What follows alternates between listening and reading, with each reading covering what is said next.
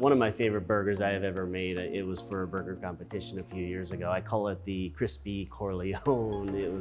It was a great burger. Just 100% beef patty, seared, and then I put some crispy prosciutto, some pickled red onions, some arugula and provolone cheese on there, and I called it the Crispy Corleone because that crispy prosciutto on top, it was magical. Awesome. Chef, Tyson Red Label also makes a product called Wood Fire Seasoned Chicken. It's a fully cooked diced product. It's a great way for chefs in the kitchen to come up with new menu items in a hurry. Yeah, absolutely. So one of the great things about this product, right? If you don't have that smoker capability in your operation, you have that wood-fired smoke flavor.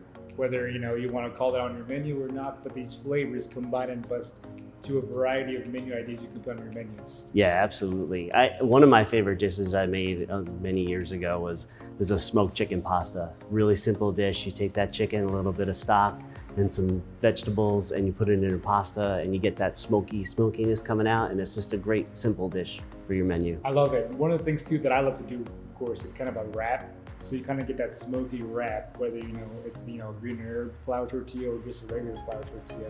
You kind of have those flavors of your aioli, your mayo spread, your smoked chicken, and the awesome crunchy slaw.